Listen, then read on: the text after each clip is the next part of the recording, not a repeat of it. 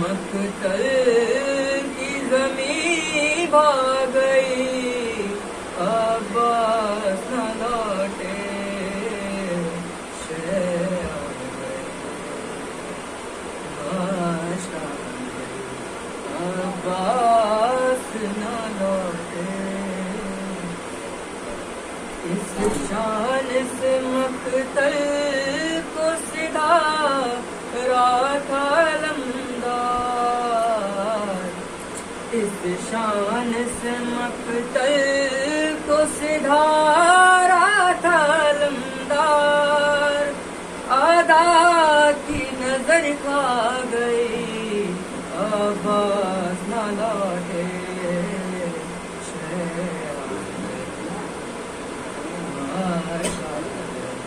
عباس نہ لوٹے۔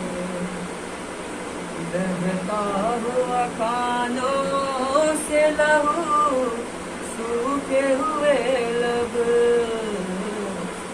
بہتا ہوا کانوں سے لہو، سوکھے ہوئے لب، دکھلانے سکینہ گئی، عباس نہ لوٹے،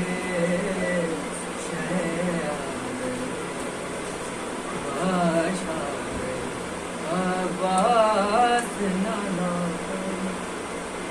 دیتی رہی آواز پہ آواز سکینہ، دیتی رہی آواز پہ آواز سکینہ، آگے کو قضا گئی، عباس نہ لوٹے،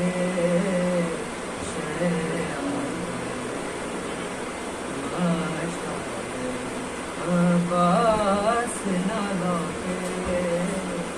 مقتل کی زمین بھاگ گئی، عباس نہ لوٹے،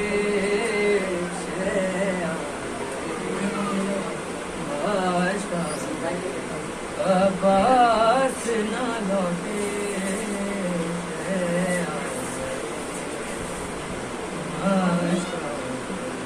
عباس نہ لوٹے۔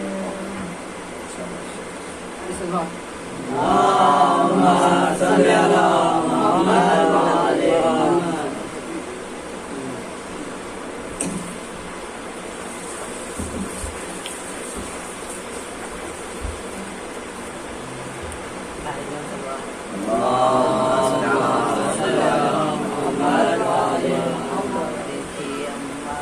جو پوچھا بولا تو زینب، اپنے ہاتھوں سے کفن مجھ کو پہنا دو زینب، اپنے ہاتھوں سے کفن مجھ کو پہنا دو زینب۔ آج مقتل میں فقط بات تمہاری ہوگی، ابھی اماں سے ملاقات ہماری ہوگی، ابھی اماں سے ملاقات ہماری ہوگی۔ کوئی پیغام اگر ہے تو سنا تو زینب، اپنے ہاتھوں سے کفن مجھ کو پہنا دو زینب۔ دیکھی اماں نے جو پوشاک ہوا دو زینب، اپنے ہاتھوں سے کفن مجھ کو پہنا دو زینب۔ آج پابند رتن بہنا تمہارے ہوں گے، مجھ کو رہ رہ کے خیال آتا ہے لاشے سے میرے، مجھ کو رہ رہ کے خیال آتا ہے لاشے سے میرے۔ تیر کس طرح نکالو گی بتا دو زینب، اپنے ہاتھوں سے کفن مجھ کو پہنا دو زینب۔ یہ اماں نے جو پوشاک اوڑھا دو زینب، اپنے ہاتھوں سے کفن مجھ کو پہنا دو زینب۔ اب پابند حسن بہنا تمہارے ہوں گے. مجھ کو رہ رہ کے خیال آتا ہے لاشے سے میرے.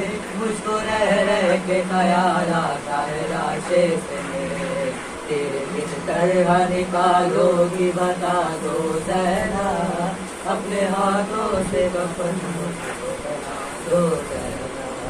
دیکھیے اماں نے جو پوشاک اوڑھا دو زینب. اپنے ہاتھوں سے کفن بنا دو زینب. میرے لاشے کی رہے گی تمہیں پہچان بہن. چاک کر دو میرے کرتے کا گریبان بہن. چاک کر دو میرے کرتے کا گریبان بہن. کوئی لوٹے نہ اسے ایسا بنا دو زینب. اپنے ہاتھوں سے کفن مجھ کو پہنا دو زینب. بیٹی اماں نے جو پوشاک بلا دو زینب. اپنے ہاتھوں سے کفن مجھ کو پہنا دو زینب. سامنے اپنے سکینہ سے اتروا لو گوہر. ابھی کچھ دیر میں لٹ جائے گا مظلوم کا گھر. ابھی کچھ دیر میں لٹ جائے گا مظلوم کا گھر. یہ امانت کسی گوشے میں چھپا دو زینب. اپنے ہاتھوں سے کفن مجھ کو پہنا دو زینب. اماں نے جو پوشاک بلا دو زینب. اپنے ہاتھوں سے کفن مجھ کو پہنا دو زینب. اللہم صلی علی محمد و آل محمد.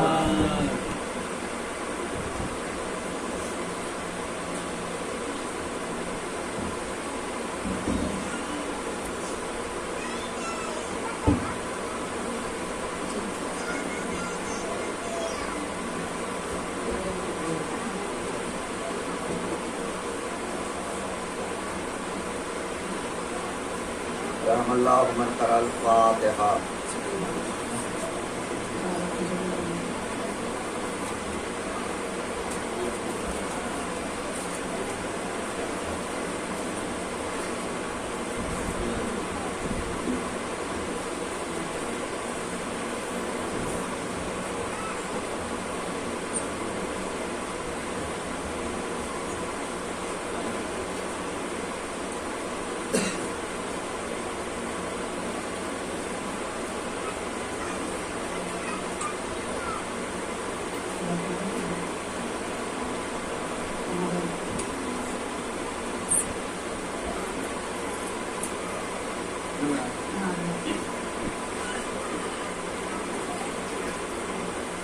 اعوذ باللہ السمیع العلیم من الشیطان اللعین الرجیم.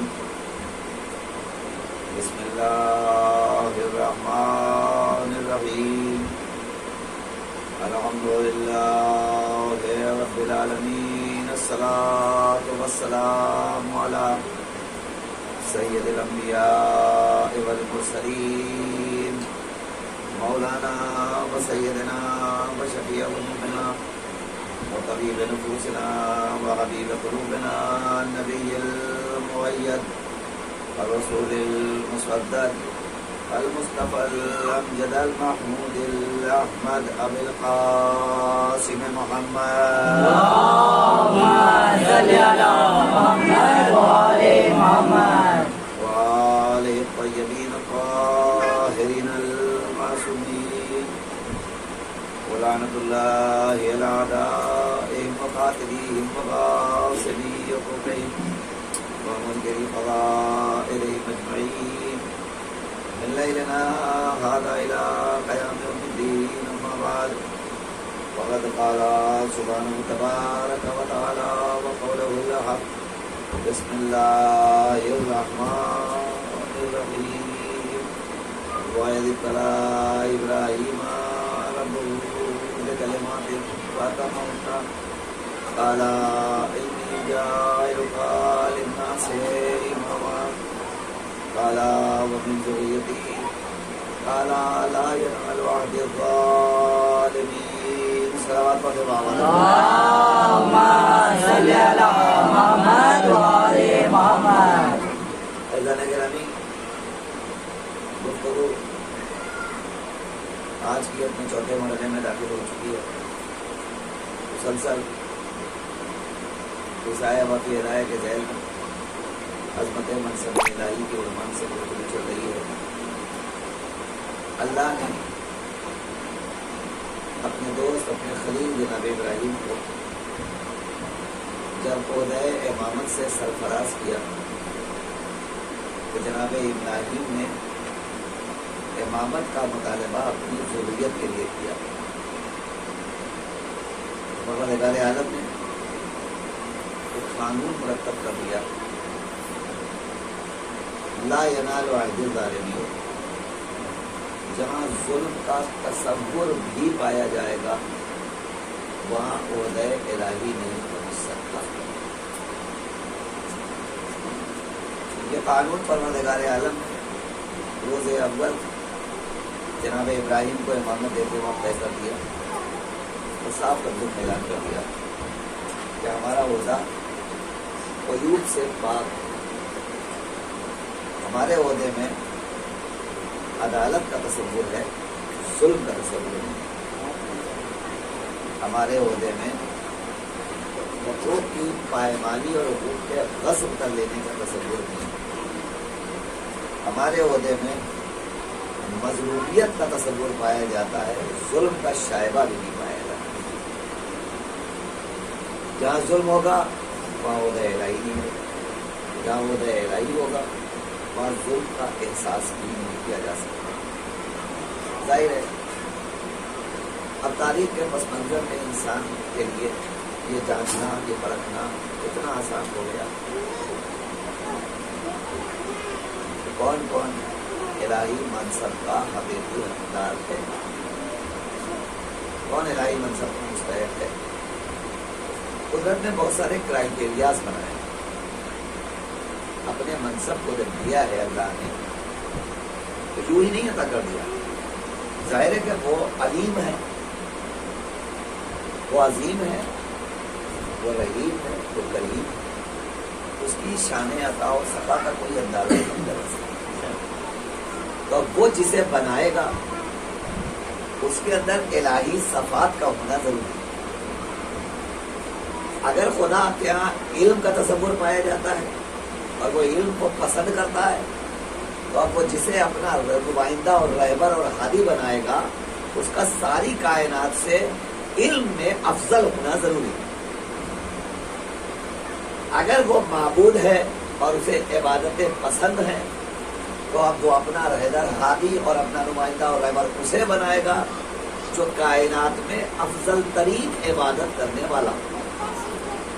اگر وہ سخی ہے تو وہ کسی کنجوس کو اپنا ہادی اور نمائندہ نہیں بنائے گا بلکہ اسے بنائے گا جس کے یہاں حقوق کو غصب کرنے کا تصور نہ پایا جائے، اپنے مال کو لٹا دینے کا تصور پایا جائے، جہاں سخاوت کا تصور پایا جائے وہ ہوگا الہی نمائندہ.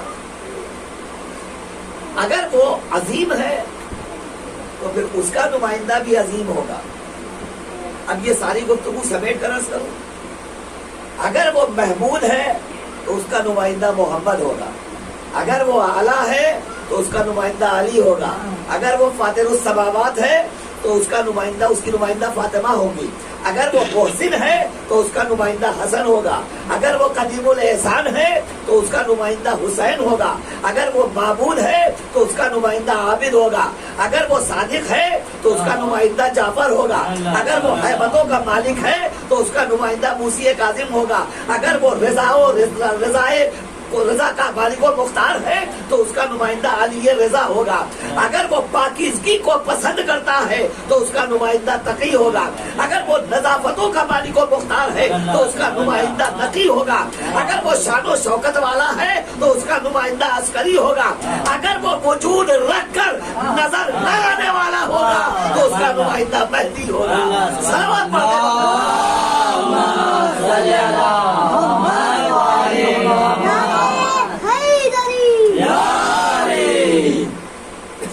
ظاہر ہے کہ اس کے جو کمالات ہیں، اس کے جو صفات ہیں، وہ اپنے صفات سے متصف کر کے اپنے نمائندے کو بھیجے گا. ایسا ہو نہیں سکتا کہ کہ جو اپنا نمائندہ کسی کو بنا رہا ہو اس کے اندر خوبیاں کمالات کچھ اور پائے جائیں اور آنے والا کسی اور چیز کا مظاہرہ کر رہا ہو تو پھر وہ حقیقی نمائندہ نہیں ہو سکتا. اس لیے کہ ایلچی کے ذریعے آقا کا اندازہ لگایا جاتا ہے. توجہ فرما رہے آپ؟ نہیں، وزیر کے ذریعے آقا کا پتہ ملتا ہے. اب جیسا وزیر ہوگا ویسا آقا ہوگا. جو صفتیں وزیر کے اندر ہوگی وہی صفتیں آقا کے اندر ہوگی. تو اب خدا کی سب سے بڑی صفت کیا ہے؟ سب سے بڑی صفت یہ ہے کہ وہ ہے علیم. ساری کائنات میں اس سے بڑا کوئی عالم نہیں. بالکل سامنے کی بات ہے نا، کوئی فلسفہ تو نہیں میں پیش کر رہا ہوں. میں آپ کے سامنے بالکل دل اور دماغ میں اتارنا چاہتا ہوں اپنے بچوں کے بھی کہ خدائی نمائندہ جو ہوگا وہ کیسا ہوگا. خدا کی خاص صفت یہ ہے کہ وہ ہے علیم. علیم یعنی اس سے زیادہ علم کوئی نہ رکھتا ہو، سب سے بڑا عالم. تو اب ظاہر ہے کہ جب اس کی سب سے بڑی صفت یہ ہے کہ وہ علیم ہے تو اب وہ اپنا نمائندہ جسے بنائے گا وہ علم تقسیم تو کرے گا، دوسروں کے علم کا محتاج نہیں ہوگا، وہ علم بانٹنے والا ہوگا. اسی لیے اس نے سب سے پہلا نمائندہ جب زمین پہ بھیجا جناب آدم علیہ السلام کو تو اس نے بھیجتے وقت اعلان کیا وَعَلَّمَ آدَمَ أَسْمَاءَ الْحُسْنَى. اس نے آدم کو بھیجا تو اسماء حسنہ کی تعلیم سے آراستہ کر کے بھیجا. توجہ، اس کا مطلب یہ ہوا کہ پروردگار نے پہلی منزل میں اپنا پہلا ہادی جب زمین پہ بھیجا ہے تو بھیجتے وقت اس کی جس صفت کا اعلان کیا ہے وہ ہے علم. یعنی ہم نے آدم کو عالم بنا کے بھیجا، آدم کو علم سے سرفراز کر کے بھیجا. تو اب پہلا کرائٹیریا کیا ہوا؟ علم. تو اب ظاہر ہے کہ خدا بند عالم اب جس کو اپنا نمائندہ بنائے گا اس کے یہاں علم پایا جائے گا، اور صرف پایا ہی نہیں جائے گا بلکہ اپنے زمانے کا سب سے بڑا عالم ہوگا. نہیں اور لفظ بدل دوں، یاد ہے کہ خدا جسے اپنا نمائندہ بنائے گا دنیا اس سے علم حاصل کرنے کی محتاج ہوگی، وہ کسی سے علم لینے کا محتاج بن کے نہیں آئے گا، وہ علم تقسیم کرنے کے لیے آئے گا. تو اب ہم آئیے تاریخ کی روشنی میں تلاش کرتے ہیں. جناب آدم آئے تو اللہ نے کہا ہم نے علم سے متصف کر کے ان کو بھیجا. آگے کی منزل جناب سلیمان علیہ السلام آئے. جب جناب سلیمان علیہ السلام زمین پر تشریف لائے ہیں تو آنے کے بعد انہوں نے ظاہر کہ اللہ کے نبی تھے، اللہ کے نمائندے تھے. جناب سلیمان نے ایک تمنا کی. توجہ فرمائیے گا، جناب سلیمان نے ایک تمنا کی. تمنا کیا کی؟ جناب سلیمان نے کہا کہ پروردگار میں چاہتا ہوں مجھے چونکہ تو نے اپنا ہادی اور نمائندہ بنا کر بھیجا ہے، لہذا میں یہ چاہتا ہوں کہ مجھے اتنا اختیار دے دے کہ کائنات کی تمام مخلوق میری محکوم بن جائے، میں سب کا حاکم بن جائے. جیسا ہی کہا اللہ نے کہا ٹھیک سلیمان، چونکہ تم نے تمنا کی ہے اور تم ہو میرے نمائندے، لہذا میں تمہاری خواہش کو رد نہیں کر سکتا. تو پروردگار عالم نے کیا کیا؟ جناب جبریل کے ذریعے ایک انگوٹھی جناب سلیمان کے پاس بھیجی. تمنا کیا تھی؟ پوری کائنات ان کی تابعیت میں آ جائے، ان کی محکوم بن جائے، ان کی خادم بن جائے، ان کے غلام بن جائے. یہ تمنا کی ہے جناب سلیمان نے. اللہ نے جناب جبریل کے ذریعے ایک انگوٹھی بھیجی. اس انگوٹھی کو لا کر جناب جبریل نے دیا. جب تک انگوٹھی نہیں پہنی سلیمان ہادی تو تھے مگر کائنات کے حاکم نہیں تھے. مگر جب انگوٹھی پہنی تو اب تاریخ بتاتی ہے کہ جیسے ہی جناب سلیمان نے انگوٹھی پہنی فوراً فرشتے آئے، سرکار کیا حکم ہے، میں آپ کی کیا خدمت کروں. جنات آئے، آقا آپ فرمائیے مجھے کیا خدمت کرنا ہے. طیور آئے، آقا ہے، مالک ہے، حاکم ہے، آپ میرے بتائیے مجھے کیا کرنا ہے. جنگلی جانور آئے، آپ فرمائیے. اب جناب سلیمان نے سب کو اپنی اپنی ڈیوٹی پر تعینات کر دیا. فرشتوں سے کہا تم ہماری مخلوق کی اور ہمارے بندگان کے رزق کا انتظام کرتے رہنا. توجہ فرمائیے گا. جنات آئے، کہا تم خلق خدا کی حفاظت کرتے رہنا. طیور آئے، کہا انہیں تمازت سے اور دھوپ سے انہیں بچاتے رہنا، اپنے پروں کا سایہ ہماری مخلوق کے اوپر کرتے رہنا. وحوش آئے، کا سرحد کی حفاظت کرتے رہنا. اب جتنی مخلوق آئی جناب سلیمان تخت نشین ہے, حاکم ہے, سب محکوم, تم یہ کام کرو, تم یہ کام کرو, تم یہ کام کرو, تم یہ کام کرو. سب کو جناب سلیمان نے الگ الگ ڈیوٹیز پہ لگا دیا. پوری کائنات محکوم, جناب سلیمان حاکم. حکومت تو چل گئی, توجہ فرمائیے گا, حکومت چل رہی ہے, مگر پروردگار عالم نے تھوڑی دیر کے بعد آبادی لقد آتینا داؤد و سلیمان علما, فوراً فرمایا پروردگار نے, ہم نے داؤد کو اور سلیمان کو اپنے علم کا مالک بنایا, فضیلت عطا کی علم کی بنیاد پر. تو جناب سلیمان نے فوراً ایک جملہ کہا, قرآن ہے, وقالا الحمدللہ فضلنا کثیرا من عبادہ المؤمنین. قرآن کی آیت کے حوالے سے میں اپنی بات کو مدلل کر رہا ہوں. جناب سلیمان نے کیا کہا؟ اللہ نے کہا ہم نے تمہیں علم دیا. تو فوراً جناب سلیمان کہتے ہیں پروردگار تیری لاکھ حمد, تیری ستائش, تیری تعریف کہ تو نے ہمیں اپنے کثیر عبادت گزار بندوں میں فضیلت عطا کی. توجہ فرمائیے گا, کثیر عبادت گزار بندوں میں ہمیں فضیلت عطا کی. مطلب آپ سمجھے, اس کا مطلب یہ ہوا کہ جناب سلیمان پروردگار کو خطاب کر کے عرض کر رہے ہیں کہ دنیا میں عبادت گزار تو بہت ہے, مگر ہر عابد کو فقط عبادت کی بنیاد پر فضیلت نہیں مل سکتی, عابد کا عالم ہونا پہلے ضروری ہے. توجہ فرما رہے ہیں آپ, یہ قرآن کی آیت ہے. مجھے فضیلت ملی ہے علم کی بنیاد پر, اور دنیا کے نہ جانے کتنے اکثر عبادت گزار مومنین کے اوپر تو نے مجھے فضیلت دی. کس بنیاد پر؟ علم کی بنیاد پر. تو آپ نے پہچانا یہ علم ہے جو الہی نمائندے کو فضیلت عطا کر رہا ہے, بلندی عطا کر رہا ہے, علم کی بنیاد پر. اور آگے کی منزل طے کروں, موضوع کا دامن تو نہیں چھوڑوں گا, یہ بالکل میں نے طے کر رکھا ہے. کوشش کروں گا کہ اسے بالکل سطحی بنا کر آپ کے دل و دماغ میں اتاروں. بہت گاڑی گفتگو کرنے کا عادی بھی نہیں ہوں, مگر چاہتا ہوں کہ جو تاریخی پس منظر ہے موضوع کے تحت وہ آپ تک پہنچنا چاہیے, تاکہ مجلسوں سے اٹھیے. میں روز اب کر رہا ہوں تو جب جائیے تو ذہنوں کے اندر کچھ اجالے لے کر جائیے, روشنی لے کر جائیے. قرآن کی آیات و احادیث کی روشنی میں فکر کیجئے.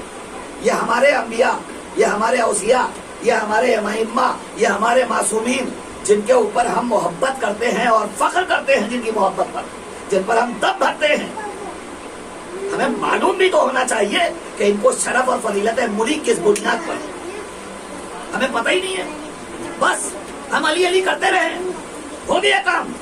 میں آپ سے ایک سوال کر رہا ہوں بہت چھوٹا سا, جتنے یہاں بیٹھے ہوئے, اگر آپ جائیے اغیار کے درمیان اور بیٹھ کر کے میرے مولا کے جیسا کوئی نہیں, ہم اپنے مولا پر جان قربان کرنے کو تیار ہیں, اگر وہ پلٹ کر کے آپ سے پوچھ لے ذرا بتائیے تو صحیح کہ ایسے کون سے خاص بات آپ کے علی میں پائی جاتی ہے, آپ کیا بتائیں گے؟ کیا بتائیں گے بھائی؟ آپ کیسے عرض کریں گے؟ زیادہ سے زیادہ آپ یہ کہہ دیں گے بھائی میرے مولا تو وہ ہیں جنہوں نے درے خیبر کو اکھاڑا. کہیں گے کہ نہیں کریں گے؟ فضیلتیں بیان کریں گے, خندق, صفین, حنین, نہروان, سب کے فاتح علی, غدیر کے میدان میں ولایت کی سند حاصل کرنے والا علی, ذوالعشیرہ کی دعوت پہ رسالت کی گواہی دینے والا علی. یہ تو آپ بیان کر دیں گے, مگر سامنے والا مطمئن بھی ہو جائے کہ اگر یہ صفتیں پائی جاتی ہیں تو بہت ساری صفتیں ایسی ہیں جو ہمارے یہاں بھی پائی جاتی ہیں, تو ایک بنیاد پر انہیں بھی مان لیجئے. تو آپ ماننے پہ مجبور ہوں گے کہ نہیں ہوں گے؟ ظاہر کے سامنے والا صفتیں رکھتا ہے, فضیلتیں رکھتا ہے, اور رکھتا ہے تو بیان کرتا ہے, تاریخیں موجود ہیں عالم اسلام کی. تو پھر آپ کے پاس کم سے کم قرآن اور حدیث کی روشنی میں اتنا علم تو ہونا چاہیے کہ آپ بتا سکے کہ بھائی قرآن مجید نے جو فضیلت کا معیار رکھا ہے, اس معیار پر اگر تمہارے والے اتر رہے ہو تو ہم انہیں ماننے کو تیار ہیں, اور اگر نہیں اتر رہے تو پھر ظاہر ہے کہ اہل بیت کو ہم مانتے, تم بھی مان لو, اس لیے کہ قرآن پہ تمہارا بھی عمل ہے اور قرآن پہ ہمارا بھی ایمان ہے اور یقین ہے. قرآن مجید کیا کہہ رہا ہے؟ ہم نے علم کی بنیاد پر آدم کو فضیلت عطا کی. اور آگے کی منزل طے کیجیے. جناب شمویل پیغمبر کے زمانے میں جب جالوت کا ظلم بڑھتا جا رہا تھا اس وقت لوگ آئے اور آنے کے بعد کیا کہا؟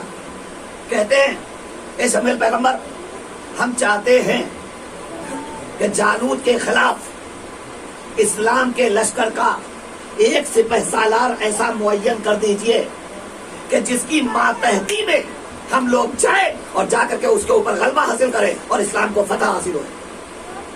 لوگ آئے پیغمبر کے پاس.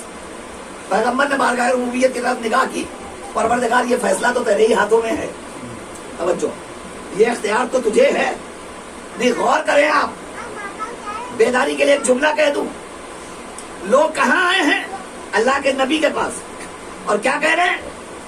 ہمارے لیے ایک بادشاہ معین کر دیجئے تاکہ ہم باطل حکومت کے خلاف نبردآزما ہو سکے، کھڑے ہو سکے. کس سے کہہ رہے ہیں؟ نبی سے. نبی نے کیا کیا؟ پروردگار یہ کام تو تیرا ہے. یہ کام تو تیرا ہے. میری بات سمجھ میں نہیں آتی. اسلام کے لشکر کے سپہ سالار کا فیصلہ ایک نبی نہیں کر سکتا تو اسلام کے خلیفہ کا فیصلہ مسلمان کیسے کر رہا؟ خلافت اسلام کا مسئلہ ہے، یہ الہی عہدہ ہے تو پھر فیصلہ خدا کرے گا. امت کو یہ حق ہی نہیں ہے. جناب شمویل نے بارگاہ ربوبیت میں دست بندوا ہو کر کے فریاد کی پروردگار یہ کام تیرا ہے تو کر. تو اللہ نے کیا کیا؟ اللہ نے کہا ان سے کہہ دو کہ ہم نے طالوت کو ان کے اوپر حاکم مقرر کیا. اب یہ طالوت کی سربراہی میں جا کر کے فتح حاصل کر سکتے ہیں. طالوت کو معین کیا پروردگار نے. اب جیسے ہی جناب شمویل نے اعلان کیا کہ اللہ نے طالوت کو لشکر کا سپہ سالار معین کیا ہے تو اب یہ پوری امت پلٹ کے کیا کہتی ہے؟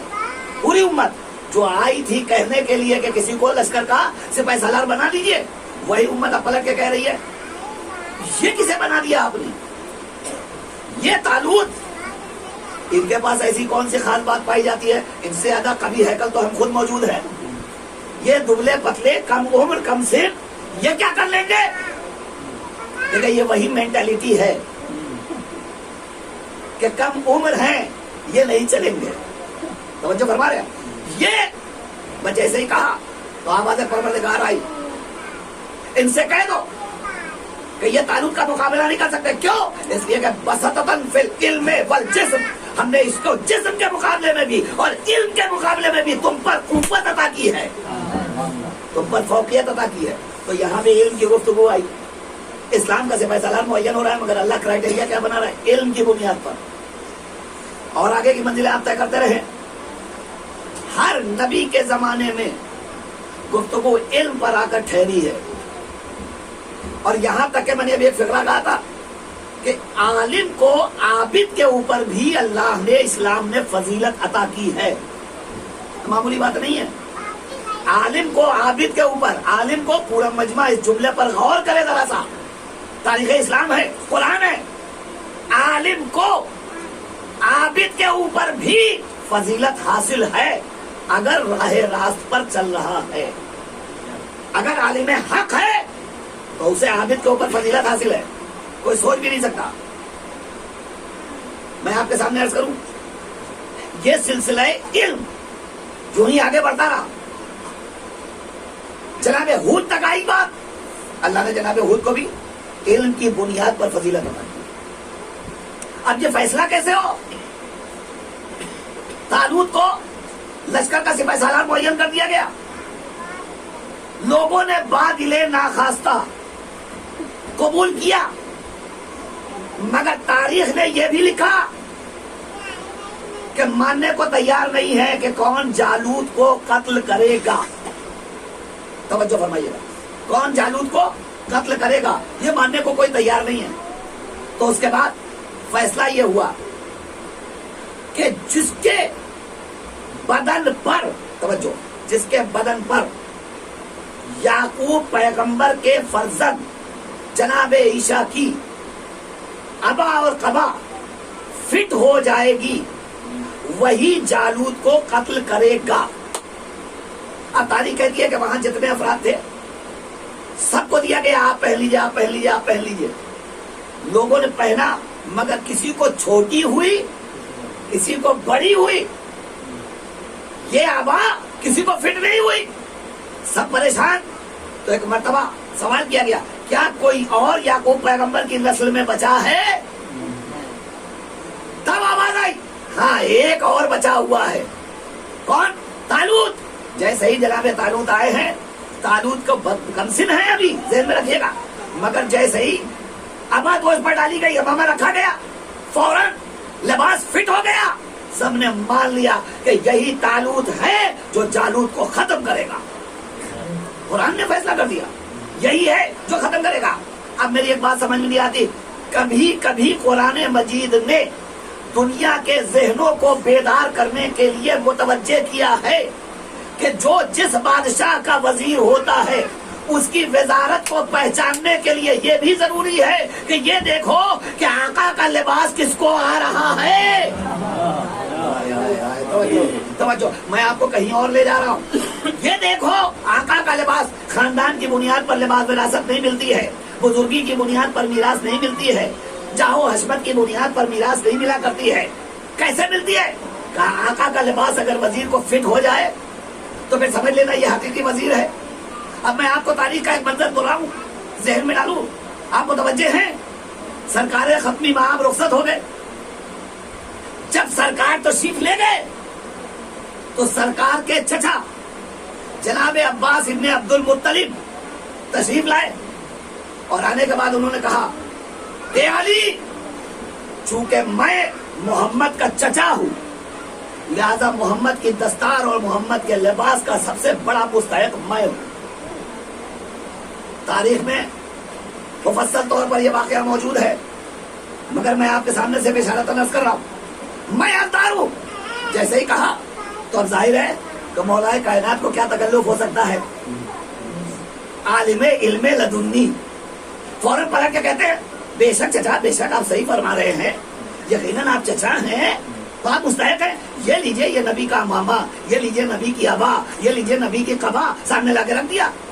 अब तारीख कहती है जनाबे अब्बास ने पैगंबर की अबा दोष पे डाली, डालने के बाद अमामा उठाया, अमामा जैसे ही नबी का अपने सर पे रखा तो पूरा बदन जमीन में इस तरह धंसता जा रहा था कि ऐसा महसूस हो रहा था जमीन अभी फटेगी और ये उसमें समा जाएंगे।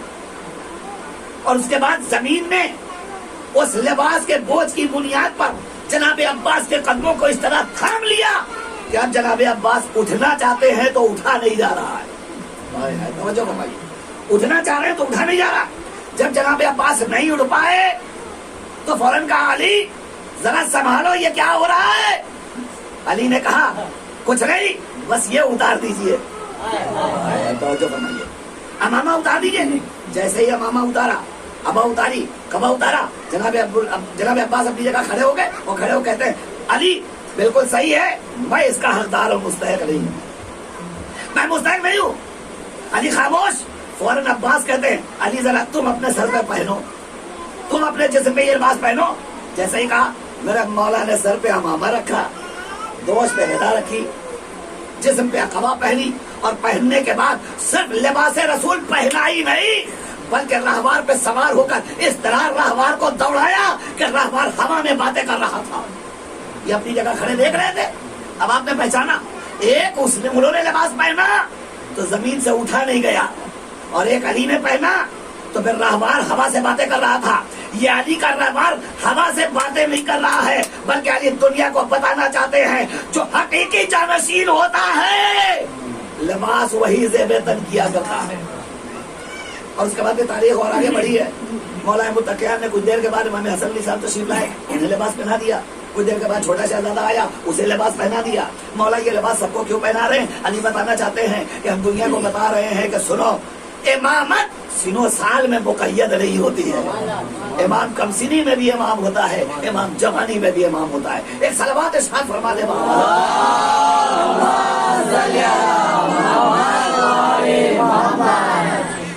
तो इल्म है क्राइटेरिया, इल्म है मेयार। اس کا مطلب یہ ہوا کہ الہی عہدے کو پانے کے لیے سب سے بڑا کرائٹیریا جب علم ہے تو پھر ہمیں ادھر ادھر بھٹکنے کی ضرورت نہیں ہے. اب تو ہمیں صرف یہ تلاش کرنا ہے کہ دنیا میں وہ کون ہے جو کائنات میں سب سے بڑا عالم ہے, جس کے پاس سب سے زیادہ علم ہے. وہ کون ہے؟ ظاہر ہے کہ پیغمبر کے بارے میں کوئی شک کرنے کی گنجائش نہیں ہے, اس لیے کہ قلب رسالت پر پورا قرآن نازل ہوا ہے. لہذا پیغمبر کے علم پر کوئی شک نہیں کر سکتا. مسئلہ تو پیغمبر کے بعد اختلاف کا ہے. اب عالم اسلام جو بٹا ہے وہ پیغمبر تک نہیں بٹا ہے.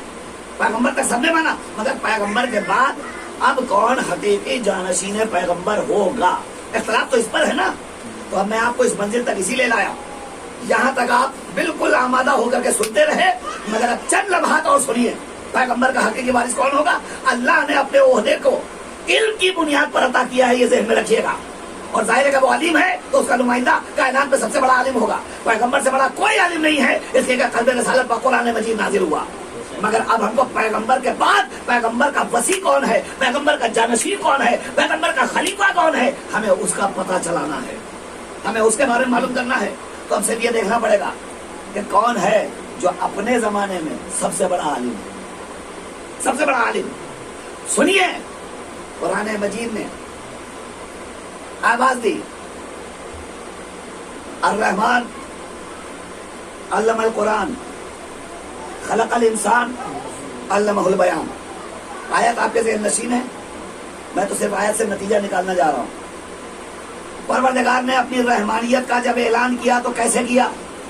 اس نے کہا رحمان وہ خدا ہے. کس بنیاد پر خدا ہے؟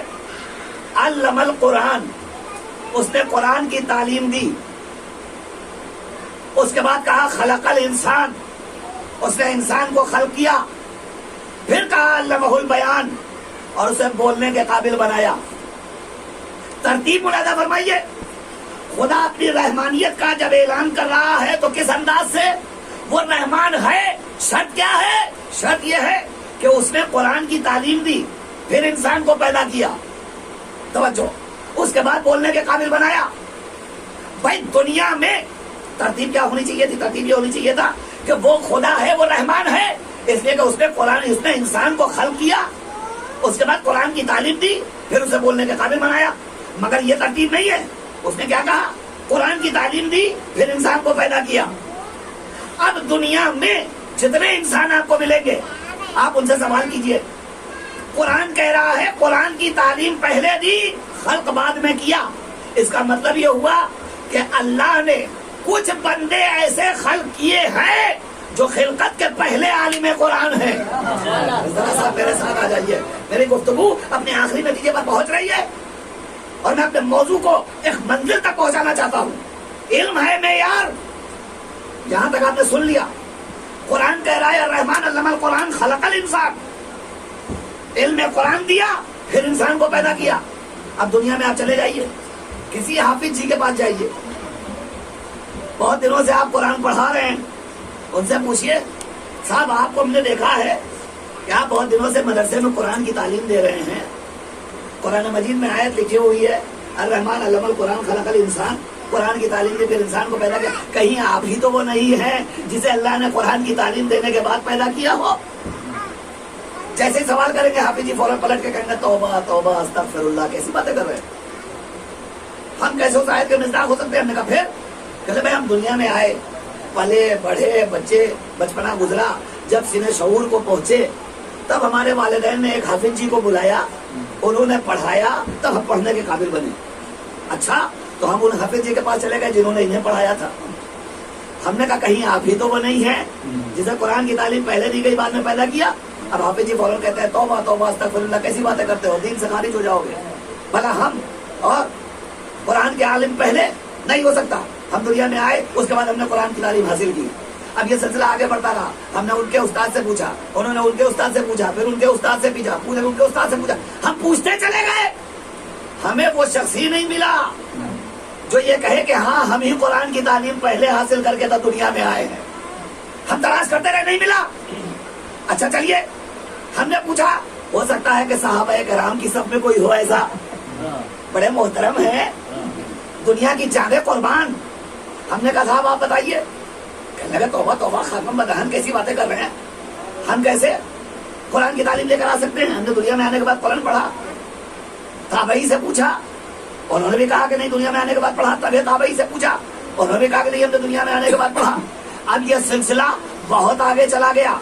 जब सबने मना कर दिया तो हम बढ़ते बढ़ते उस मंजिल पर पहुंचे, तवज्जो फरमाइएगा, उस मंजिल पर पहुंचे कि जहां कुरान लेकर आने वाला आता था और पैगंबर के हवाले करता था। हमने चाहा जिब्रील से पूछे, हो सकता है परवरदिगार ने इन्हें कुरान की तालीम पहले दे रखी हो और अब ये लेके आ रहे हो। तो जिब्रील अमीन आप बताइए कि अल्लाह ने आपको कुरान की तालीम पहले दी और बाद में पैदा किया। जिब्रील पलट के कहेंगे कैसी बातें कर रहे हो, अगर हमने हकीकी आलिम कुरान की शागिर्दी न हासिल की होती तो हम तो बोलने के काबिल भी ना होते।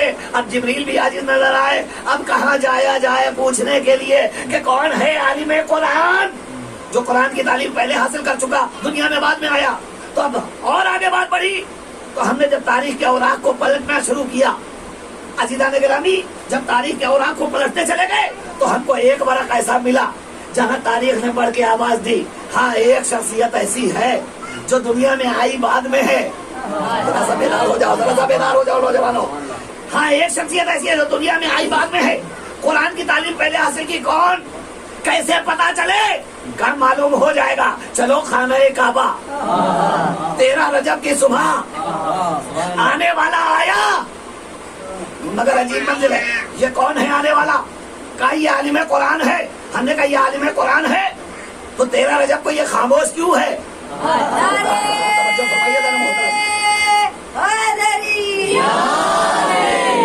ये इल्म कुरान लेकर आया है तो 13 रजब को ये खामोश क्यों है? बोल क्यों नहीं रहा है? तारीख कहती है 13 तारीख को खामोश, 14 तारीख आई खामोश, 15 तारीख आई। अब इधर से सरकारें रिसालत आ गया है। जैसे ही हुजूर को आते हुए देखा, माँ के चेहरे पर मुस्कुराहट दौड़ी। माँ के रुखसार की मुस्कुराहट की लकीरों ने आने वाले मौलूद के चेहरे को हसास बसास कर दिया। मेरे जुमलों की कदर आपने नहीं की। माँ के चेहरों की लकीरों ने आने वाले मौलूद के चेहरे को इतना शादो आबाद कर दिया कि मुस्कुरा कर उसने अपनी आंखें खोली और जैसे ही निस्फ नूर से आके मिला, फौरन आने वाले मौलूद ने नूर अव्वल को देखा और देखने के बाद मुस्कुराते ही आवाज दी, अस्सलामु अलैका या नबी अल्लाह, अस्सलामु अलैका या नबी अल्लाह। नबी करीम ने कहा वालेकुम अस्सलाम या वली अल्लाह। तवज्जो फरमाए दारे-ए-ग्रामी। उधर का अस्सलामु अलैका या नबी अल्लाह, इधर से आवाज आई वालेकुम अस्सलाम या वली अल्लाह, ये अल्लाह का वली तुम पर भी हमारा सलाम। उसके बाद अब तारीख बताती है, जैसे ही नबी ने अपनी आगोश में अली को लिया, अली की आंखें खुली, अली ने चेहरे रिसालत का दीदार किया। दीदार करते ही मेरा मौला फौरन सवाल करता है, या नबी अल्लाह इजाजत है? जो कहाँ तक मैं आपको ला रहा था, इजाजत है तौरात सुनाओ, ज़बूर सुनाओ, इंजील सुनाओ, कुरान पढ़ूं? नहीं। सुनिए तारीख का फिक्रा, मेरा मौला के चाहने वालों इस्तेमाल करो जुमले का। तारीख का फिक्रा क्या है? तारीख कहती है फकत अली ने दावा नहीं किया। अगर सिर्फ इतना कहकर खामोश हो जाते, कुरान पढ़ूं, तौरात पढ़ूं, ज़बूर पढ़ूं, इंजील पढ़ूं और तारीख खामोश हो जाती तो दुनिया कैसे मानती कि अली आलिम कुरान बन के आए? सिर्फ दावा नहीं किया बल्कि पैगंबर के जवाबी जुमले ने बताया कि सिर्फ दावा नहीं किया अली ने, बल्कि अली ने कहा तौरात पढ़ूं, ज़बूर पढ़ूं, इंजील पढ़ूं, कुरान पढ़ूं। और ये कहने के बाद इतनी तेजी के साथ अली ने चारों सहीफों की तिलावत की कि पैगंबर ने फौरन आवाज दी, तौरात साहिब तौरात से बेहतर, इंजील साहिब इंजील से बेहतर, ज़बूर साहिब ज़बूर से बेहतर। और ए अली, कुरान तुमने बिल्कुल वैसे पढ़ा जैसे मैं पढ़ता हूँ।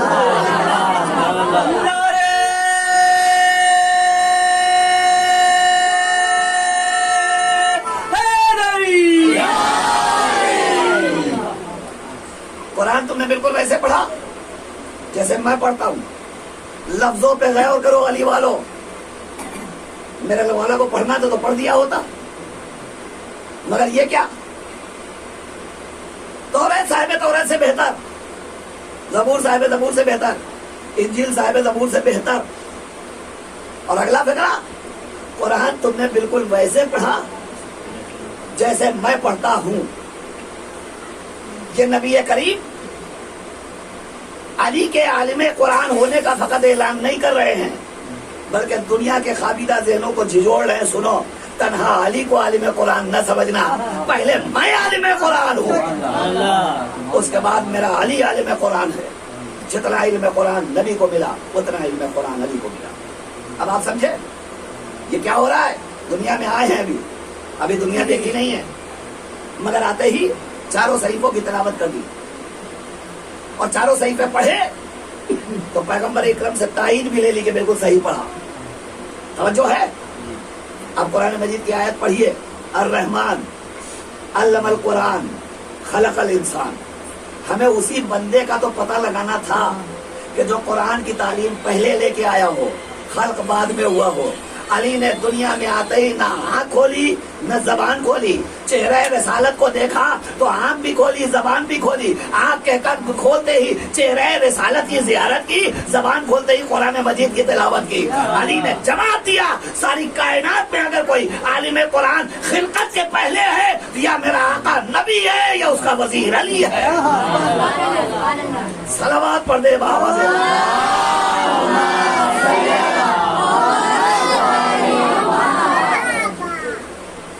ग्रामी, मेरी गुफ्तगू मुकम्मल हो गई। ये वो शख्सियत है जो आलिम कुरान बन के आई है इस दुनिया में। कुरान जो दीन का मौजज़ा है, कुरान जो नबूवत का मौजज़ा है, कुरान जो इस्लाम का मौजज़ा है, कुरान जो सरकार रिसालत के कल्ब पे नाज़िल हुआ, उस कुरान की तालीमात परवरदिगार ने अली को पहले दे रखी थी। क्यों? इसलिए कि हमारा कानून ये है कि जो भी इलाही नुमाइंदा होगा वो कायनात में सबसे बड़ा आलिम होगा। लिहाजा जब पूरी कायनात में कुरान का इल्म किसी को नहीं था, उस वक्त या नबी आलिम कुरान था या अली आलिम कुरान, तो फैसला यही से हो गया। कुरान मजीद की आयतों ने फैसला कर दिया नबी का वारिस कौन हो सकता है। वो जो छोटी सी मुश्किल पड़े तो मुश्किल कुशा को तलाश करे, या वो नबी का वारिस होगा जो गैरों की मुश्किल कुशाई के लिए हर वक्त आमादा रहता हो, जिसने अपनों की भी मुश्किल कुशाई की, अपने दुश्मनों की भी मुश्किल कुशाई की। कोई मंजिल और कोई मकाम और कोई मर्तबा ऐसा नहीं है जहाँ इब्न अबी तालिब ने दुनिया की मुश्किल कुशाई नहीं की है। बात आ गई है, बस आखिरी मंजिल में अर्ज करूँ, हमारा और आपका अकीदा है मेरा मौला हर एक की मुश्किल कुशाई करता है। हर एक का मुश्किल कुशा है, अपनों का भी गैरों का भी, चाहने वालों का भी दुश्मनों का भी। अली हर एक की मुश्किल कुशाई करते हैं। बस सिर्फ दिल से एक बार अली का नाम ले लीजिए, एक बार अली को पुकार लीजिए, अली फौरन आएंगे मुश्किल कुशाई के लिए। अली ने कभी चेहरे देखकर मुश्किलों के को हल नहीं किया है, अली ने कभी शजरे देख करके मुश्किलों को हल नहीं किया है। अली ने इंसानियत के रिश्ते को देखा है, अली ने आदमियत के तकाज़ों को देखा है, अली ने मुश्किल कुशाई की है दुनिया में।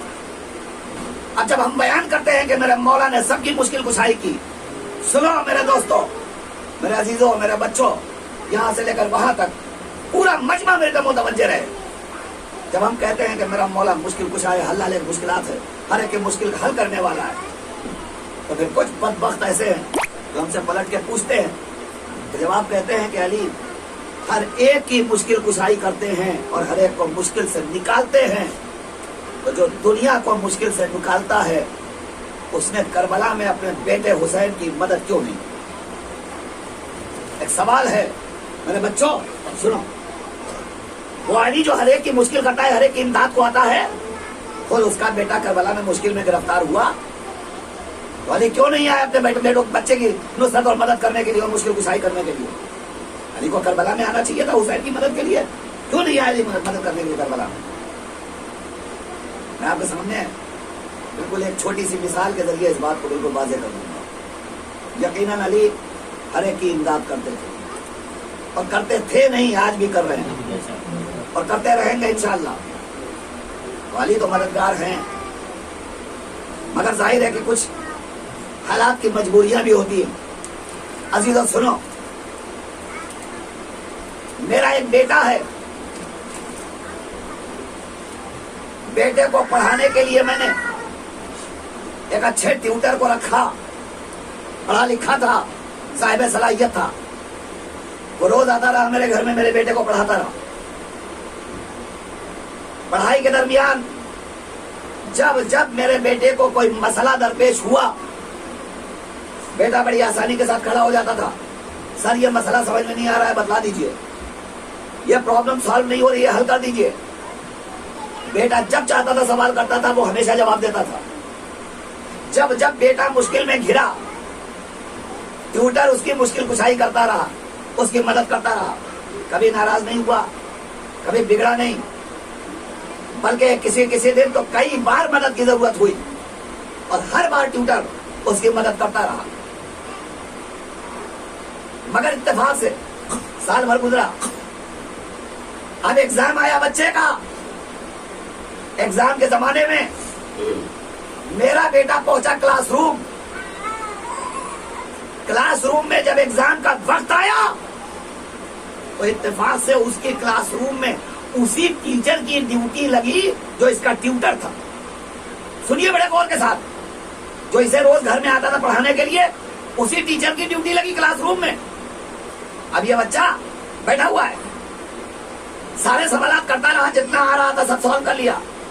اتفاق سے ایک سوال ایسا تھا جو بچے کو یاد نہیں تھا، سمجھ میں نہیں آیا۔ اچانک اس نے سوچا یہ وہی ٹیوٹر تو ہیں جو روزانہ ہماری مدد کیا کرتے تھے، انہی کی ڈیوٹی ہے۔ اب یہ بچہ کھڑا ہو گیا، سر قریب آئے، سر یہ پرابلم سالو نہیں ہو رہی ہے، اس کا جواب مجھے نہیں آ رہا ہے، بتا دیجئے۔ اب آپ انصاف کے ساتھ بتائیے، کیا وہ ٹیچر ایگزامینیشن ہال میں اپنے اسی شاگرد کی مدد کر سکتا ہے جس کی روز کیا کرتا تھا؟ اگر کر لے تو حکومت کی نظر میں مجرم، توجہ فرمائیے گا، وہ مجرم ہوگا۔ نہیں، امتحان گاہ کا قانون یہ کہتا ہے کہ ایگزامینیشن ہال میں بوقت امتحان مدد مانگنا بھی جرم ہے، مدد کرنا بھی جرم ہے۔ نہ مدد مانگی جا سکتی، نہ مدد کی جا سکتی۔ تو اب سمجھے، سال بھر ہم پڑھواتے رہے، اسے فیس دیتے رہے، جب ضرورت ہوئی مدد ہوتی رہی، کیونکہ اس کی ڈیوٹی تھی مدد کرنا، لہذا وہ مدد کرتا رہا۔ مگر جب امتحان گاہ آئی تو اب جرم ہے امتحان میں مدد کرنا، نہ مدد وہ مان سکتا، نہ یہ مدد کر سکتا۔ دنیا والوں سنو، علی کی ڈیوٹی ہے مشکل کشائی، ساری کائنات جب چاہے علی سے مدد مانگے، مگر چونکہ کربلا میں علی کا لال حسین امتحان گاہ میں تھا، امتحان گاہ میں مدد مانگنا بھی جرم ہے، مدد کرنا بھی جرم ہے۔ اور فرمایا آپ نے، ایسا نہیں ہے کہ میرا مولا اپنے بیٹے کی مدد نہیں کر سکتا تھا، مگر چونکہ حسین امتحان گاہ میں تھے، لہذا امتحان گاہ میں نہ مدد مانگی جا سکتی، نہ مدد کی جا سکتی۔ عزیزان گرامی، ایسا امتحان کہ اپنی آنکھوں کے سامنے اپنے نو نہالوں کو خاک و خون اگلتے ہوئے دیکھا۔ کون ہے کائنات میں جس نے حسین کی طرح امتحانات دیے ہیں؟ ملے گا کوئی ایسا جیسے امتحانات حسین نے دیے ہیں؟ میرا مولا ایسے ایسے امتحانات دے رہا ہے، اگر صرف تصور کر لیا جائے تو کلیجہ پھٹنے کے لیے کافی ہے۔ کسی باپ کے سامنے کسی بیٹے کو اگر معمولی سی چوٹ آ جائے اور وہ باپ اپنے بیٹے کے زخم سے خون نکلتے ہوئے دیکھ لے، لیکن نفسیاتی ٹچ دے رہا ہوں، نفسیاتی پہلو آپ محسوس کریں گے تو انشاءاللہ رونے کے لیے کافی ہوگا۔ آپ کا بیٹا کسی کام سے باہر چلا جائے اور جب ادھر سے آ رہا ہو کوئی ایک پتھر مار دے اس کے سر پہ اور ایک معمولی سا زخم ہو جائے سر میں اور اس میں سے خون نکل رہا ہو، اور نکلتے ہوئے خون کو اگر باپ دیکھ لے، باپ کی کیا حالت ہوگی؟ باپ کے دل کا کیا عالم ہوگا؟ باپ برداشت کر پائے گا؟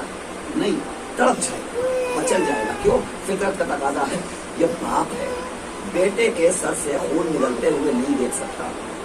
अब हुसैन की गुर्बत का आप अंदाजा लगाएंगे।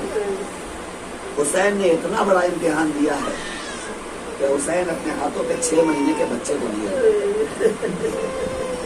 6 महीने के बच्चे को आपके सामने, आपकी आंखों के सामने बच्चे हैं छोटे छोटे।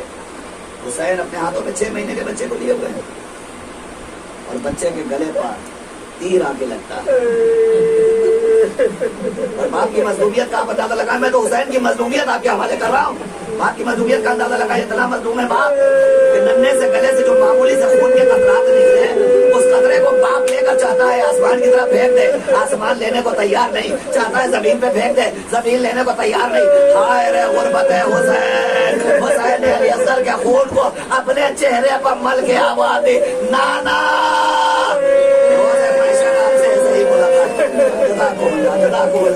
खुदा इन आवाजों पर रहमत नाज़िल फरमाए। आज चौथी माह मुहर्रम आ गई। रोने का हक आपको अदा करना है बाबे अदा, और रोइए। कल भी आपने खूब गिरिया का हक अदा किया। मुझे यकीन है कि आज भी आप रोएंगे, इसलिए कि हम तो पैदा ही हुए हैं रोने के। हमारे खिदमत में हुसैन में रोने के लिए हमें रोना है। रोने वालों, छठे इमाम इरशाद फरमाते हैं, हमारे जद्द मजलूम की मुसीबतों को याद करके रोया करो, रोया करो। अगर न रुलाई आए तो कम से कम रोने वालों की सूरत बना लो। नहीं समझा? मासूम इमाम चाहता है कि मेरे जद पर रोया जाए, गिरिया किया जाए, और ये भी मजलूमियत का तकाजा है। अगर ना आंसू निकले, कम से कम चेहरा झुका लो, आंखों को नमनीदा कर लो, गमज़दा चेहरा तो बना लो। इतना तो कर सकते हो। मौला आइए, ये सब आपके अज़ादार बैठे हुए रोने के लिए तैयार है। शहजादी आइए, अपना रुमाल लेकर के इनकी निगाहों के सामने आपके अज़ादार इकट्ठा हो गए। अरबाब अज़ा, चौथी मुहर्रम है। मैंने हुसैन की गुर्बत का एहसास दिलाया है, हुसैन की गुर्बत का एहसास दिलाया है। मुझे आज हुसैन मजलूम की एक और गुर्बत का तस्करा करना है। वो कौन सी गुर्बत? वो गुर्बत वो है कि जब हुसैन करबला के मैदान में है, नवी माह मुहर्रम है, तारीख बताती है, उधर दुश्मनों की फौज पे फौज चली आ रही है और हुसैन अपने चंद साथियों के साथ करबला में घिरा हुआ है। कोई नुसरत और मदद करने वाला नहीं है। ऐसे आलम में जब इंसान बहुत ज्यादा गमों से चूर हो जाए तो उसे कोई और याद आए या ना आए, मगर अगर कोई उसका करीब तरीन दोस्त होता है, जज़ाकल्लाह जज़ाकल्लाह, आप समझ गए मैं कहाँ लेके जा रहा हूँ। आप आमादा हो गए रोने के लिए। जो करीब तरीन दोस्त होता है, इंसान ऐसे आलम में उसे याद करता है। हुसैन का भी एक दोस्त था जिसका नाम ही था हबीब। हबीब, हालांकि हबीब बहुत ज़ईफ थे, हबीब बहुत बूढ़े थे, हबीब की कमर झुकी हुई थी। हुसैन कमसिन थे, मगर हुसैन के मुकाबले में हबीब हुसैन के दोस्त कैसे बने, ये छोटी सी तारीख है तो मैं अपने बच्चों के हवाले करता हूँ। कमसिनी का आलम था हुसैन का। हबीब के बाप का नाम था मज़ाहिर। जनाब मज़ाहिर ने सरकार खत्मी माँ को अपने घर दावत पे बुलाया। सरकार ने दावत कबूल की तो एक मर्तबा जनाब मज़ाहिर कहते हैं, नबी अल्लाह, आप तो जानते हैं मेरा बेटा हबीब आपके बेटे हुसैन से बड़ी मोहब्बत करता है।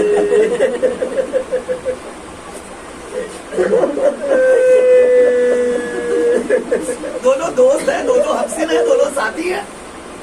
जब आप तशरीफ लाइएगा तो ऐसा कीजिएगा, अपने साथ अपने शहजादे हुसैन को लेते आइएगा। जब ये करीम ने वादा कर लिया, रोने वालों, रवायत कहती है इधर जनाब मज़ाहिर दावत में मसरूफ है। जाहिर है कि सरकार खत्मी महाब तशरीफ ला रहे हैं, दावत में मसरूफ है। दावत के थोड़ी देर पहले जनाब हबीब घर के बालाई हिस्से पर गए।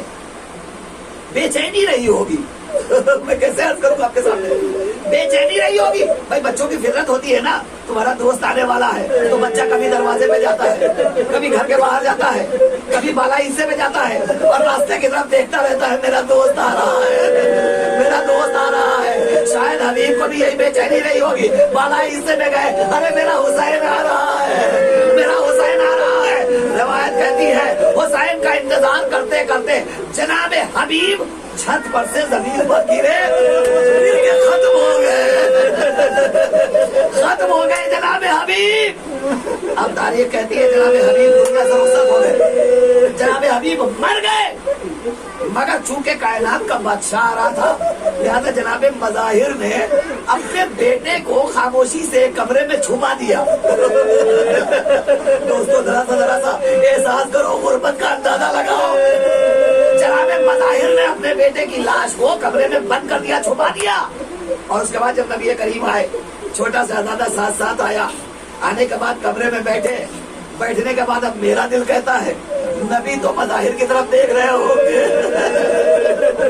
और नबी का शहजादा हुसैन आंखों ही आंखों में तलाश कर रहा होगा, अरे हबीब कहाँ, हबीब कहाँ। हुसैन तलाश करते करते एक मर्तबा कहते नाना जान आपको चाहने वाला मिल गया, मेरा चाहने वाला नजर नहीं आ रहा है। इतना सुंदर था रोने वालों। एक मर्तबा पैगंबर कहते हैं मज़ाहिर हबीब कहाँ है, मेरा हुसैन याद कर रहा है। अब मज़ाहिर क्या करते, हाथों को जोड़ा हंस के, ए नबी अल्लाह, अरे मेरा हबीब अपने दोस्त के इंतजार में वाला इससे पता वहां से नीचे गिरा, खत्म हो गया। इतना सुनना था। हुसैन घबरा कर कहते हैं नाना जान कहाँ है मेरा हबीब, मुझे उससे मुलाकात करनी है। मज़ाहिर हबीब की लाश को लेकर आए और लाकर नबी करीम के पास रखा। जैसे ही रखा, कायनात का वालियो वारिस था, अपने हाथों को बुलंद किया, ए परवरदिगार, अरे मेरे हुसैन का दोस्त है, इसे जिंदगी अता कर दे। हुसैन ने आमीन कही। एक मर्तबा हबीब उठे और उठने के बाद हुसैन को गले से लगा लिया, ए हुसैन तुम आ गए, मैं कब से तुम्हारा इंतजार कर रहा था, जज़ाकुमुल्लाह खैर जज़ा। एक वक्त वो था जब हबीब हुसैन का इंतजार कर रहे थे। अब जरा करबला में आइए जहाँ हुसैन हबीब का इंतजार, हुसैन हबीब का इंतजार कर रहे हैं, हुसैन हबीब का इंतजार कर रहे हैं। रिवायत बतलाती है कि हुसैन मज़लूम ने एक खत लिखा। कब लिखा? जब यजीद की फौज पे फौज आ रही थी, सारा मक्तल दहला हुआ है। ऐसे आलम में एक मर्तबा हुसैन की माजाई ज़ैनब ने अपने भैया को बुलाया और बुलाने के बाद पूछा, मेरे माजाए उधर तो फौज पे फौज आ रही है, क्या इस आलम गुर्बत पे तुम्हारा कोई नासिर नहीं है, तुम्हारी कोई मदद करने वाला नहीं है? जनाब ज़ैनब ने कहा। तो हुसैन फौरन कहते हैं नहीं ज़ैनब घबराओ नहीं, अभी हमारे बचपन का दोस्त हबीब आने वाला है। कहा भैया हबीब कैसे आएगा? कहा मैंने हबीब को खत लिखा है। मुझे नहीं पता नौजवानों, मुझे नहीं पता जनाब हबीब के गुलामों इस फिक्रे का कैसे इस्तेमाल करोगे, मगर तारीख कहती है हुसैन ने जैसे ही ज़ैनब से कहा मैंने हबीब को अभी खत लिखा है, हबीब आएगा, तो एक मर्तबा शहजादी ज़ैनब कहती है माँ जाए जरा वो खत मुझे भी दिखा दो। हुसैन ने खत ज़ैनब के हवाले किया, उसमें लिखा था हबीब जल्द आना, हबीब जल्द आना, मैं मक्तल में तन्हा रह गया हूँ, मेरा कोई नासिर नहीं, मेरा कोई मददगार नहीं है। ज़ैनब सवाल कर रही है कि क्या तुम्हारी कोई मदद करने वाला नहीं है? हुसैन ने खत जैसे ही ज़ैनब को दिया तो अब तारीख कहती है कि जनाब ज़ैनब ने उस खत को लिया और नीचे एक सतर बढ़ा दी और लिखा हबीब हम तुम्हारे शुक्रगुजार होंगे अगर आने में जल्दी करोगे, कहीं ऐसा ना हो कि तुम्हारे आने के पहले हमारा माजाया रुखसत हो जाए। हबीब आने में जल्दी करना। ये रोने वालों ये खत मेरा, अब मैंने गुफ्तगू समेट दी और मसाइल मुकम्मल कर दिया, बस आखिरी 2 जुमला बस मुकम्मल हो जाएगी। रोने का हक आप अदा कर चुके, बस चंद फिक्र और सुन लो। अरबाब अदा तारीख कहती है कि इधर खत पहुंचा है, हबीब दस्तरखान पे बैठे हुए थे, अचानक दकुल बाब हुआ, कौन है? कहा मैं हुसैन का खत लेकर आया हूँ। हबीब ने खत देखा, खत को बोसा दिया, मुँह चूमा और चूमने के बाद उस खत को रखा। रखने के बाद थोड़ी देर बैठ गए। अब सोच रहे हैं कि कैसे जाएं, इसलिए कि कूफे का माहौल इजाजत नहीं देता कि हम घर से निकलेंगे तो हमारी पुश्त पे, हमारी ताक में लोग हैं, कहीं ऐसा ना हो कि हमें यही कैद कर लिया जाए। लिहाजा हबीब ने कहा ए गुलाम एक काम कर, तू तू मेरे रहवार को जरा कूफे की सरहद से बाहर लेकर चला जा, तू वहां चला जा, तू पहले चला जा सवारी लेकर के, मैं थोड़ी देर के बाद आऊंगा। अब रावी कहता है कि गुलाम रहवार को लेकर आगे बढ़ गया, मगर आगे जाने के बाद अब तारीख ने जो मंजर पेश किया रोने वालों, रोने के लिए काफी होगा। अभी थोड़ी देर के बाद जब हबीब यहाँ से निकलना चाहते हैं ना, तो उधर कैफियत ये है कि रहवार की आंखों से आंसू जारी, रहवार रो रहा है, अरे हाय रे हुसैन की गुर्बत, हाय रे हुसैन की गरीबी है, कि घोड़ा है मगर रो रहा है, क्या सोच के रो रहा है, अरे आका शहीद न हो जाए, हुसैन मार न दिया जाए, यहाँ जाने में जल्दी करना चाहिए। जब घोड़े के आंसू देखे तो एक मरतबा हबीब के गुलाम ने कहा, ए अस्मे का वफा घबरा नहीं, अगर आका ना है तो मैं सवार होकर चलूंगा। अल्लाह अकबर, गुलामों में ये जज्बा, गुलामों का ये जज्बा, जानवरों का ये जज्बा, इसी असला में जनाब हबीब आए। हबीब पुश्ते फरस पर सवार हुए, तेजी के साथ मक्तल की तरफ आए। अब जो हबीब मक्तल में आए हैं, इधर की फौज उधर हुई, उधर की फौज उधर हुई। अब जो हम हमा सुना तो एक मरतबा शहजादी ज़ैनब ने कहा, अरे फिजा जरा खैरियत और दरियाफ्त करो, ये बाहर हम हमा कैसा है। अब जो शहजादी वापस आई, पूछा आका खैरियत तो है, हाँ जाओ ज़ैनब को बता दो हमारे बचपन का दोस्त आ गया, हबीब आ गया, खत्म हो गई मजलिस अरबाबियाज़ा, फिजा जाओ बता दो हमारा हबीब आ गया। इतना सुनना था, ज़ैनब कहती है, ए फिजा जाओ हबीब को हमारा सलाम करो और कहना ज़ैनब ने कहा तुम्हारा बड़ा शुक्रिया। इतना सुनना था, हबीब ने हमामा फेंका, हाँ ये बात आ गया, शहजादी गुलामों को सलाम करवाए। वाह वाह मुसीबत, वाह मज़लूम, इन्ना लिल्लाह व इन्ना इलैहि व तस्लीम अमरे। रब्बना तक़ब्बल मिन्ना इन्नका अंतस समीउल अलीम। मातमी हुसैन।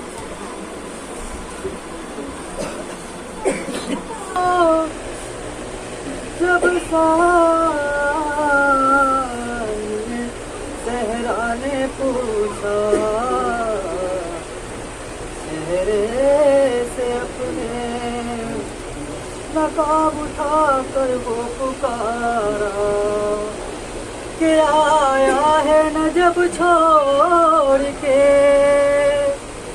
बेटी तेरा बाबा, ऐ मेरी लाडली ज़ैनब, ऐ मेरी लाडली ज़ैनब, ऐ मेरी लाडली ज़ैनब, ऐ मेरी लाडली ज़ैनब, ऐ मेरी लाडली ज़ैनब, ऐ मेरी लाडली ज़ैनब। सुन के तेरी आवाज़ लहद छोड़ चुका हूँ, तेरे लिए मैं बंदे कफन छोड़ चुका हूँ। नाज़ों की पलियाँ मेरी आगोश में आ जा, मेरी लाडली ज़ैनब, मेरी लाडली ज़ैनब, मेरी लाडली ज़ैनब, मेरी लाडली ज़ैनब। अब्बास का बाबा हूँ, खबर है तुझे बेटी, गैरत तुझे नजरों को उठाने नहीं देती, बेपर्दा है तू बाप से देखा नहीं जाता, मेरी लाडली ज़ैनब, मेरी लाडली ज़ैनब, मेरी लाडली ज़ैनब, मेरी लाडली ज़ैनब। कैसा है सितम तेरा भरा हुआ खाली, परदेस में तू हो गई बिन भाइयों वाली, तू रोले अलमदार को मैं देता हूँ पहला, मेरी लाडली ज़ैनब, मेरी लाडली ज़ैनब, मेरी लाडली ज़ैनब, मेरी लाडली ज़ैनब। बच्चों को गुलामों के बराबर समझ ले, बेटे न मकाद में अकबर समझ ले, मोहब्बत पे भी कुछ दे तू गिरिया। मेरी लाडली ज़हरा, मेरी लाडली ज़हरा, मेरी लाडली ज़हरा, मेरी लाडली ज़हरा। गैरों की तरह दूर क्यों बैठी है जाकर, मैं आ न सका उसका पलक का खंजर। हार उठी है इस बात से आधा से सकीना, मेरी लाडली ज़हरा, मेरी लाडली ज़हरा, मेरी लाडली ज़हरा, मेरी लाडली ज़हरा। कल से है सफर तेरा बहुत दूर का बेटी, ये सोच के बचता है कलेजा मेरा बेटी। पैदल तुझे आदत नहीं चलने की ज़्यादा, मेरी लाडली ज़हरा, मेरी लाडली ज़हरा, मेरी लाडली ज़हरा, मेरी लाडली ज़हरा। ज़ैनब ने तकल्लुम कहा हाय तेरा पर्दा, जब बोले अली शाम के दरबार में जाना। तू तन्हा नहीं जाएगी मैं साथ चलूँगा, मेरी लाडली ज़हरा, मेरी लाडली ज़हरा, मेरी लाडली ज़हरा, मेरी लाडली ज़हरा। सर्वांगे जिसे हल्के खुदा देख रही है, सर्वांगे जिसे हल्के खुदा देख रही है, सर्वांगे जिसे हल्के खुदा देख रही है। हसरा से न दे, हसरा से वो न दे रिदा देख रही है, सर्वांगे जिसे हल्के खुदा देख रही है, सर्वांगे जिसे हल्के खुदा देख रही है। हसरा से वो न दे में, हसरा से वो न दे पे रिदा देख रही है, सर्वांगे जिसे हल्के खुदा देख रही है, सर्वांगे जिसे हल्के खुदा देख रही है।